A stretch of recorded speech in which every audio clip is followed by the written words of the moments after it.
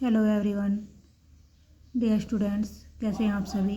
I hope आप सभी अच्छे होंगे, आपकी पढ़ाई भी अच्छे से चल रही होगी।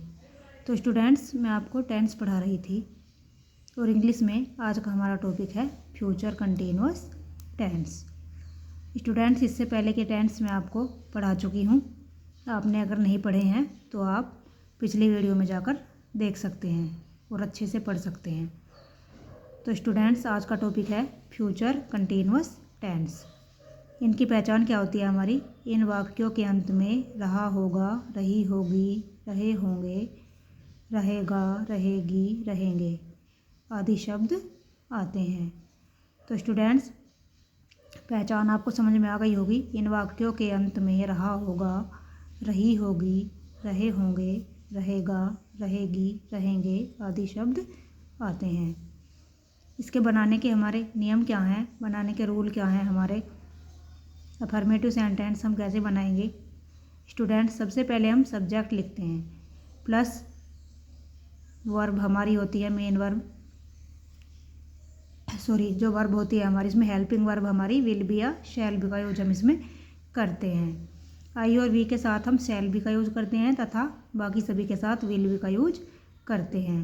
तो सब्जेक्ट प्लस विल बी या shall be plus main verb की फर्स्ट फॉर्म में आईएनजी लगाते हैं, प्लस ऑब्जेक्ट हम लिखते हैं। तो इस तरह से हम अफर्मेटिव सेंटेंस को बना लेंगे।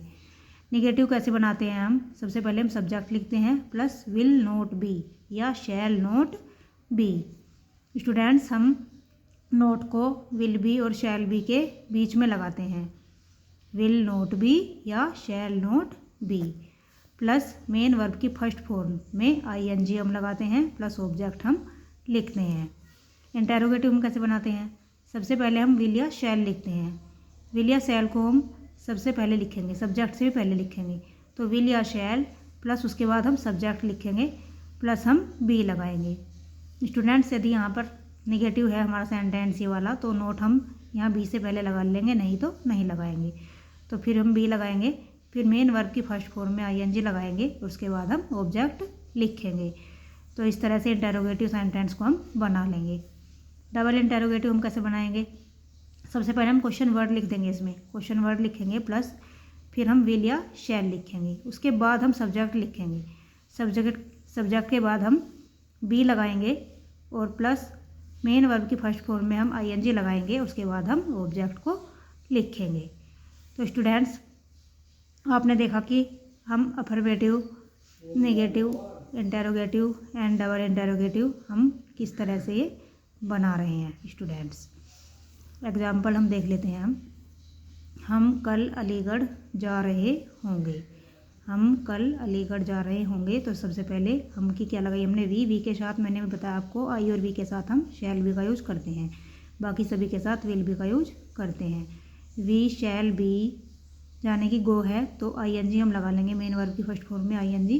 We shall be going to Aligarh tomorrow. Students, इसमें हम फ्यूचर टेंस में हम कल के लिए टुमारो का यूज करते हैं और पास्ट टेंस में हम यस्टरडे लगाते हैं, लेकिन यहाँ हमारा फ्यूचर टेंस है तो हम यहाँ पर कल के लिए टुमारो लगाएंगे। We shall be going to Aligarh tomorrow. माली पौधों को पानी नहीं देता रहेगा, ये निगेटिव है हमारा। The gardener will not be watering the plants. क्या मोहन अपनी पुस्तक पढ़ता रहेगा। Will Mohan be reading his book. Will Mohan be reading his book. इसमें सबसे पहले हमने विल लगा लिया, फिर सब्जेक्ट, फिर बी, फिर मेन वर्ब की फर्स्ट फॉर्म में आईएनजी हिज बुक। तो will Mohan be reading his book. तो हम कल कहाँ खेल रहे होंगे। सबसे पहले इसमें कहाँ की लगा ली हमने, वेयर, ये हमारा क्वेश्चन वर्ड है वेयर। फिर हमने हेल्पिंग वर्ब लगाई विल, वेयर विल, फिर subject you, where will you be playing tomorrow. Where will you be playing tomorrow. तो इस तरह से स्टूडेंट्स हमने देखा कि हमने जैसे जैसे हमने आपको रूल बताए थे, सेम हमने ही ऐसे ये एग्जाम्पल भी बना लिए हैं।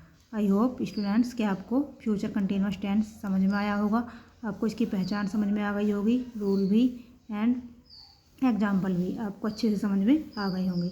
यदि आपको एक बार में समझ में नहीं आते हैं तो आप दोबारा से वीडियो में देख सकते हैं और दोबारा से उन्हें अच्छे से लर्न कर सकते हैं।